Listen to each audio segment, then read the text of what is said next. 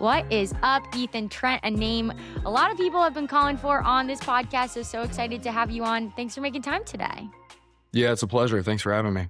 Well, Ethan, it's been really cool just from afar to see what God is doing at Purdue. And I'm so excited to ask you all about it and just the football team as well. But first, I'll ask you the question that I ask every guest on the show is, what are you all about at the moment? It could be something super big, like a life goal or serious, or something kind of silly, like a new song or snack that you're all about.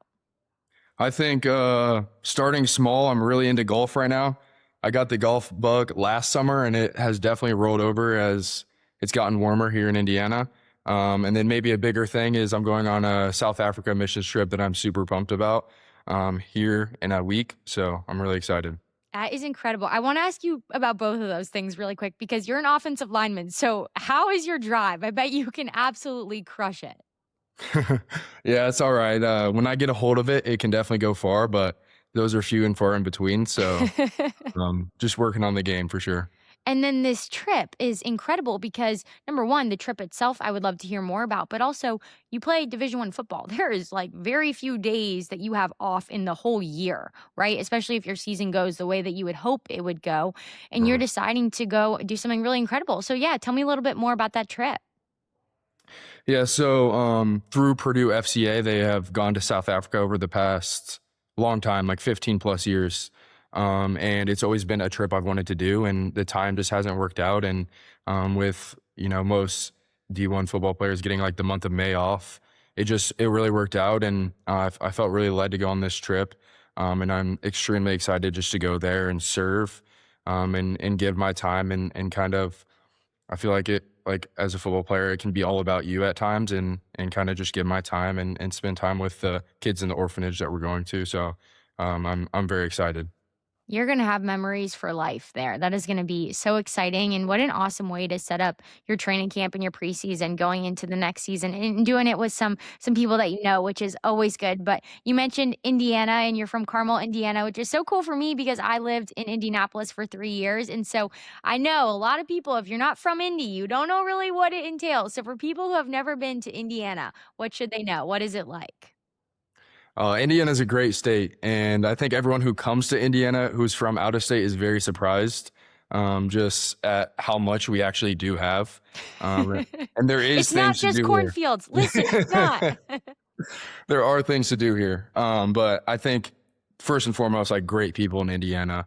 I think the Midwest hospitality is truly a thing, and but especially if you're in Indianapolis, you're always going to have a sporting event or something fun to go to, and I think I've been blessed, and we are very blessed in Indiana to have major teams and have the Indy 500. So, growing up being a fan of the Colts and Pacers, it's been fun.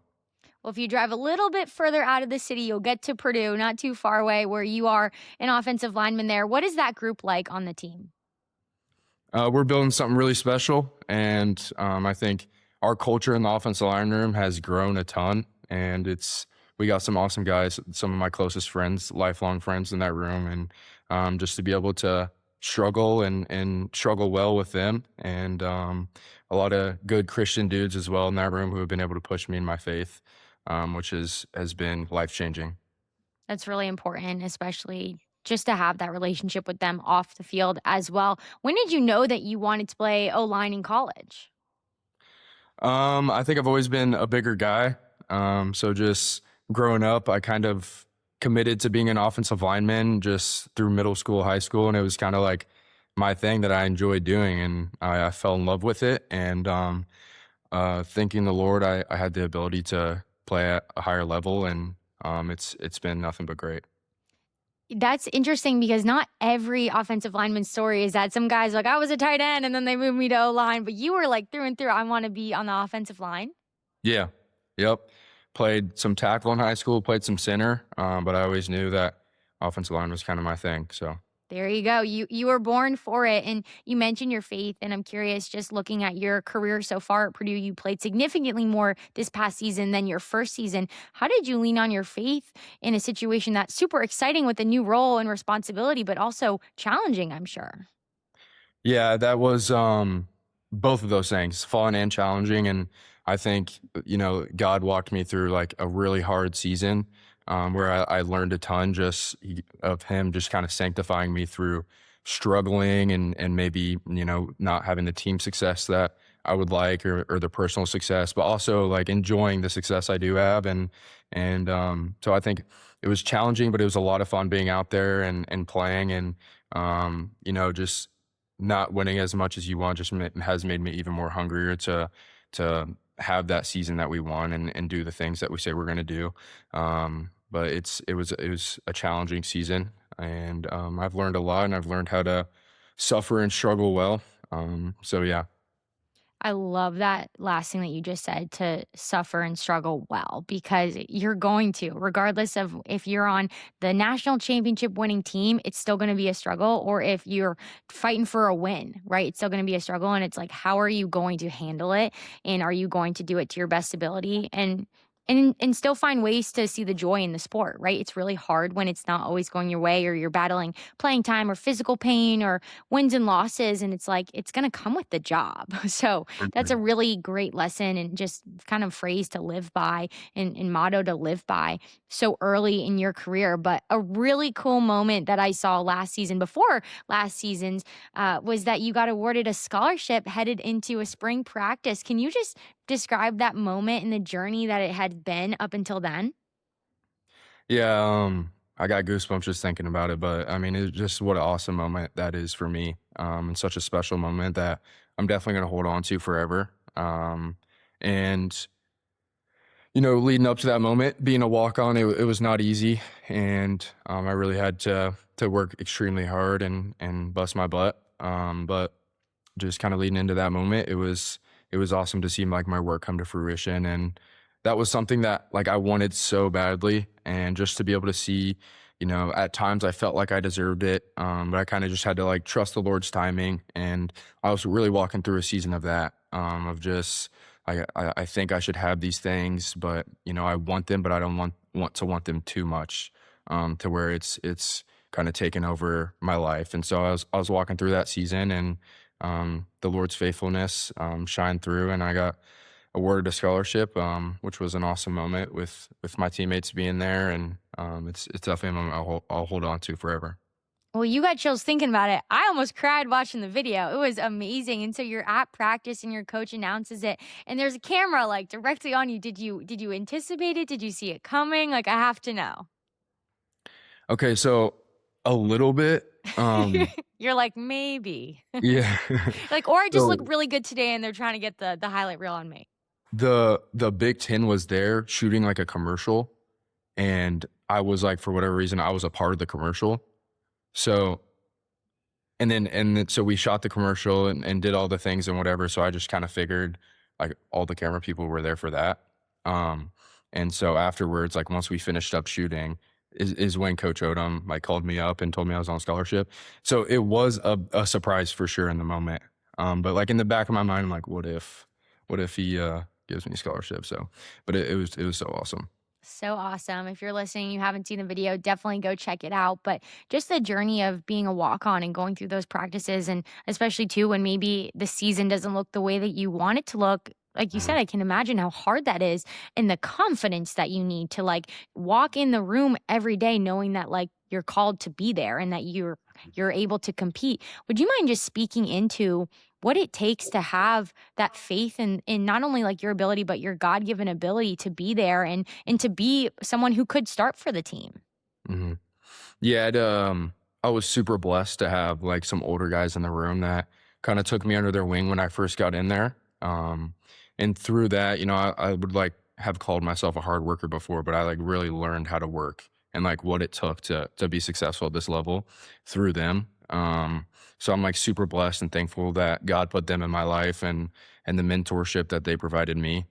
But I think you just like what I've learned is you have to be willing to go all in and find any extra way you can gain an edge or gain anything over your competitors or your teammates and I think through that like you will become a leader on the team just by your work ethic. Certainly, and obviously close to home. And I know you have some big Purdue blood in your family, but why Purdue? Because if you're walking on, you really like, it's up to you. You have the choice. Yeah, so I was committed to Indiana State originally. Um, and Coach Jeff Brom, who was the coach at the time, offered me a preferred walk-on spot, and that was a really hard decision for me, and a lot of prayer, and getting wisdom from people, and I kind of got led to the question of like, where will I be pushed hardest the most? And it ended up being Purdue, and um, something that obviously my brother's story has had a huge impact on my life, and I'm very proud of it. But I didn't want to come to Purdue and like be under his shadow. So I think that's something like the Lord walked me through, and I decided to go to Purdue, and I'm so thankful that I made that decision. That's so cool. And certainly I see you holding both of those things, right? And I think what's really cool is like the Lord gave you the opportunity to go other places as well. So maybe it Mm, didn't feel like that. And it was still hard work to even be in the position and the role that you had last season, right? And mm, so I think you can kind of be free of that, but also like your story is the way it is for a reason. Like yeah, God orchestrated all the things in your life so that you'd be wearing black and gold. And I think like yeah, that's a really cool thing to be confident in and to walk in. And the crazy thing is just like this is why I love doing Sports Spectrum because God moments like this happen all the time. But before you were even committed to play at Purdue, Sports Spectrum actually had already recorded a podcast with your brother, who you mentioned, Tyler, and really, Jason Romano. So crazy. Our other host and producer interviewed him in the fall of 2018. And so wow, Tyler beat you on the podcast. So he yeah, won that one here. But he came on just to talk about Purdue beating Ohio State that season, a major upset in his courageous battle with cancer, but more importantly, his deep faith. And it's so mm, cool to just see the parallels between you and him, just getting the opportunity to share this on Sports Spectrum. And I yeah, actually recently listened to his episode, and something that Tyler had said just about his faith. He said, quote, "It's my cornerstone and it's my everything." And I love just being able to listen to that and now talk to you and just see like the commonality of faith, and it seems so prevalent in your life. So just curious for you, generally, like what has that meant for you, not only just to go to school where he went, but also maybe play for a team that he loves so dearly? yeah. It's been such a blessing, truly. And someone like asked me recently, "What's like one way you would describe Tyler?" And the first word was faith, and like that, his faith has had the biggest impact on me, um, more than any other way from his life, and that's just because like how he lived and how he operated and the posture he had with people. Um, and it's such a blessing to be able to be at a place like Purdue, which truly feels like home, and just to have be surrounded by people who know my story, know me, know my family, and I can further that legacy. And I've had a lot of opportunities to do that, and it's been so fulfilling, and hopefully God was honored throughout it. Being able to tell the story that He wrote for Tyler's life, and it's cool to see how God is using it, and he's far from he might not be on this earth, but his legacy is far from passed away. So it's been awesome to be a small part of that. Certainly, and I wouldn't even say small part of it. I think it's like so clearly the Lord orchestrating your path, and so cool. And something as a physical reminder too is there's a Tyler Trent student gate, which I thought was just so crazy cool, and the connection to that, like you could play any sport. I'm sure. Obviously, you said you wanted to be an offensive lineman, but like I'm sure you've got other athletic capabilities, and for you to play at the football stadium where that Yeah. is just so special. What is that? Just being able to see that, like, what does that mean to you?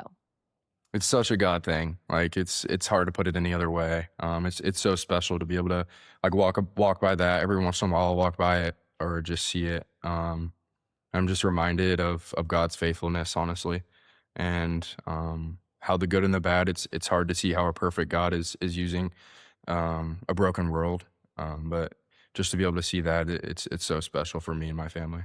So special. That is incredible. And I just love getting to hear and talk to you about that. But excited to meet him one day when we're all reunited. And that's going to be a really, really special opportunity. But I know you are extremely involved with FCA at Purdue, the Athlete Bible Study on campus. When did you first get connected to this group? I'd been off and on going my first 2 years of college, and when a guy by the name Joshua McKenzie stepped into the campus director role there, it FCA changed a lot in a lot of good ways, and God really started using it. And I started to get mentored by him, and through that, he ended up asking me to be the president and step into that role to serve for that. And that's I should been have addressed you as President Ethan Trent on the podcast. My bad. I'm so no, what's up, President? no. And that, anyways, that's been like such a blessing in my life just to be able to serve alongside a leadership team, and it wouldn't be possible to do any of it without the leadership team and without Josh. Um, so it's been such a blessing to how to see how God has been using FCA, and it's been a lot of fun. It's pretty wild too. Even just last fall, what I saw like baptism seemed like a little revival night. Can you explain what that looked like from afar on social media? It seemed like there were some powerful things going on. Yeah, we had walked through Matthew, I think, Matthew 5, and I think that sparked a lot of um, people wanting to be baptized and asking a lot of questions. And through that, a baptism night was set up where 13 student athletes dedicated their life to the Lord, and it was so special just to see that, and to have to kind of like quantify a little bit how God is working, because I think we all knew it, but just to be able to see it and see the joy and the emotions of the student athletes and like peers being baptized was so special. And I think a memory that I'm going to hold on to for sure. It is so incredible just to experience that with your classmates and teammates and other athletes on campus. And the common thread that I'm noticing just from talking to you right now is that like you're doing things outside of football. And yes, they are faith based, and that seems like totally different. But I can imagine that like doing other things outside of football where you're investing in your community and you're going to the Lord is actually helping you on the football field. How would you describe the impact that doing other things and having your eyes fixed on Jesus actually helps you do what you're there to do? Yeah, for sure. I think like something I've learned is how important balance is. And when you're football all the time, it's easy to get burnt out and to fall out of love with it a little bit. But I think there's definitely a fine line of like still putting in the work and still like being in love with it, but not like burning yourself out.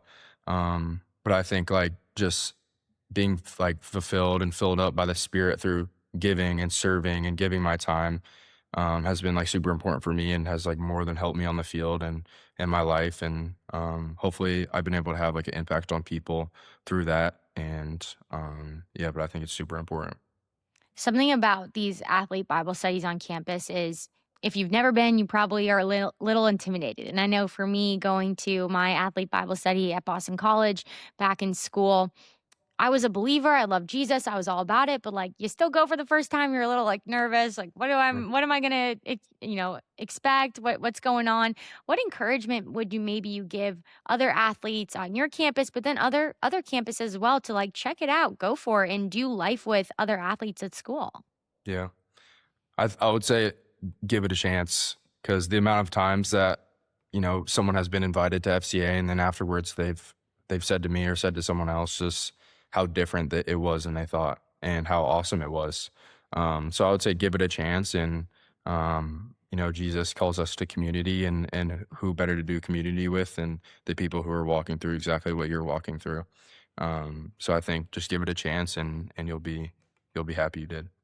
Well, I'm excited to follow along with that group this next upcoming year and just see all the things that you all do and how the Lord is moving in that group. But curious from you, because obviously there's a lot of highs and lows in sport and we've talked about it, but what has maybe the Lord taught you so early in your career at Purdue, just through football about life? hmm I think his faithfulness in my life, just to be able to like look forward by looking backwards at what he has done, has been like huge for me, and just the comfort that I get from that, and being able to look at a hardship and know that I've been in a similar situation and the Lord has provided for me, has been everything for me. And I think also just the comfort that knowing that what Jesus has done on the cross for me, it's easy to say, but when you feel it, you know. One of my favorite verses, 1 John 4:4, really got me through the season. Little children, you have overcome the world, for he who is in you is greater than he who is in the world. And just knowing what Jesus has done on the cross for me is everything. Thank you for sharing that. That's an incredible encouragement. And I love what you said just about like remembering what God has already done and what he's already brought you through. Is there a specific moment, just even last season, that you can remember back to and think, man, I had to lean on God? I had my own strength. It wasn't cutting it. I mean, I think like when you start losing multiple games in a row, like it gets hard on the team and gets hard for to show up every day and to give everything you have and just to pour into it. And I think just those days where it feels hard and like you're coming to the Lord like, Lord, I don't have anything left. Like fill up my cup.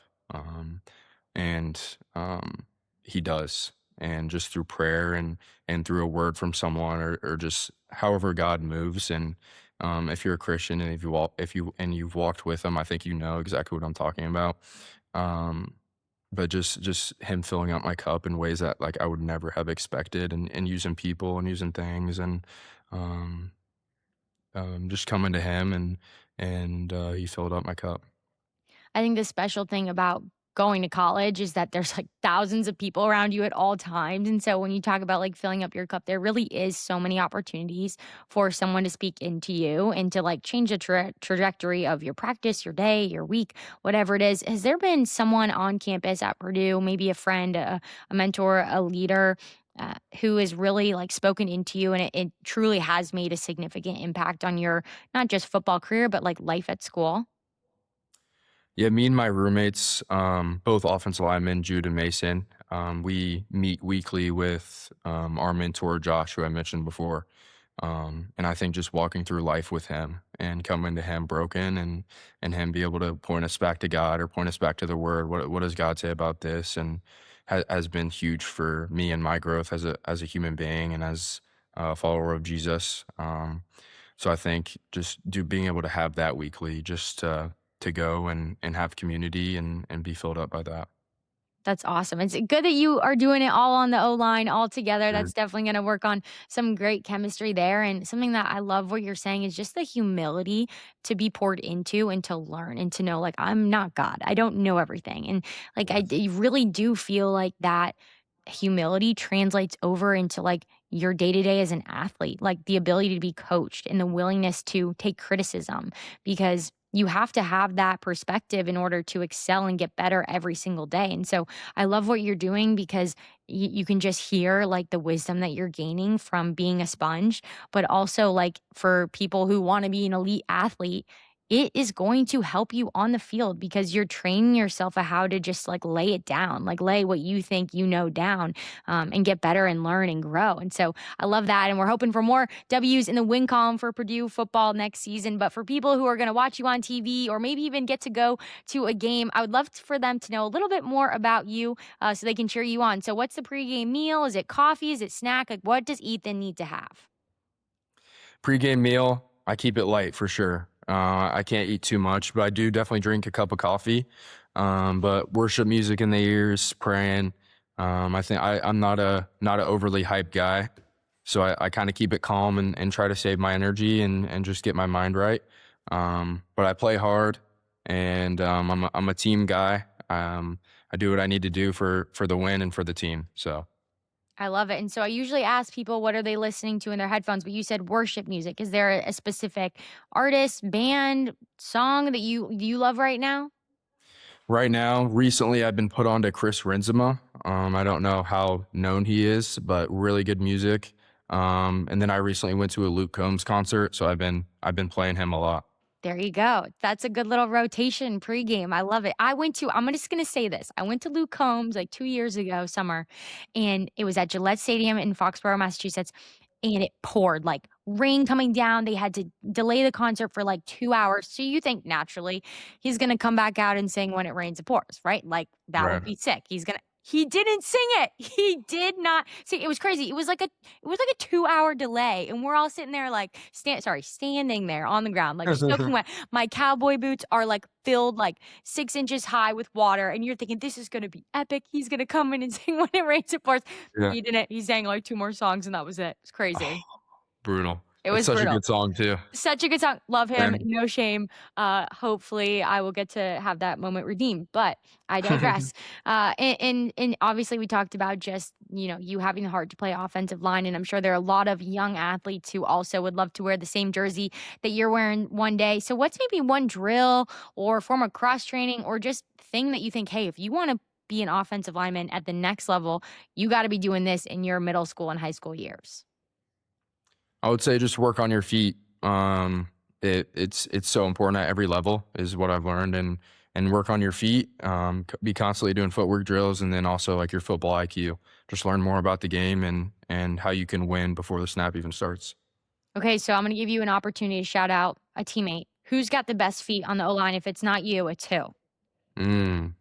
If it's not me, it is. I'll give it to Mason Vicari. He's got some good feet. There you go. Okay, well, we'll make sure Mason needs to listen to this podcast so he can hear the shout out. But just looking back on last season, obviously a lot of football left for you. Is there a standout highlight moment off the field with your teammates last year? Um, I would say a very, very happy moment for us was fall camp. It's a real grind, and I think maybe 2.5 weeks into it, Coach Odom, our head coach, came in and told us we're going to the movies, and that was a big relief and a lot of fun. No one, if you haven't gone through fall or like any type of preseason camp, like let me just tell you, that's like saying you won the lottery, right? Yeah, Yeah. yeah. If you know, you know. If you know, you know. Yeah. So what was the movie? How long was it? Like what was that? What was the breakout celebration like? Oh man, it was electric. I think everyone just started jumping around. If they had water in their hands, they started throwing the water, spraying the water around. But we went and saw F1. I'm not sure how many people were awake. I think a lot of people might have fallen They took asleep. it as an extended nap. Yeah, exactly. But that was a cool moment. That's really awesome. Yeah, those moments are incredible, whether it's like a pool party or the ice cream trucks pulling up. I know we had that one year, actually, it was like in the thick of our season and it was just so hot outside and the ice cream truck pulled up and you're like, is this real? Is it fake? Am I hallucinating? Like, can I actually enjoy this? So I love that and I hope there'll be some moments or maybe at least one moment for you this preseason and fall camp that you'll get to have there. But just on the field, is there a standout moment from last year? I think the first thing that comes to mind is one of my teammates who plays receiver is named Michael Jackson, and versus Ball State, the first touchdown he scored, he hit the one of these right No here, way. and I was like running behind him. I'm like, "Let's go!" And I hit it too. And it was on like TV, and a bunch of people recorded it and sent it to me, and it was just like a funny moment. That is hilarious. I love that. So is he gonna carry that over into next season? Is that gonna be the touchdown celebration? Like, what is it gonna be? He actually has a chance to play in the NFL, so I'm hoping that he makes a 53 and has a chance to do that All for right, sure. so he's done. So you gotta carry on the tradition. I'll keep it going for sure. It's your opportunity now. Well, Ethan, thank you so much for taking the time. It's so fun to not only just hear more about you and Purdue football and the things that you're doing with the FCA, but just your heart and your story. And it was very clear that the Lord has you there for a reason. And just so Right. excited to point people to you and all the things. But I guess I'll end this podcast by how your brother ended his podcast saying "boiler up." So I'll do the same. Ethan, boiler up. Hammer down.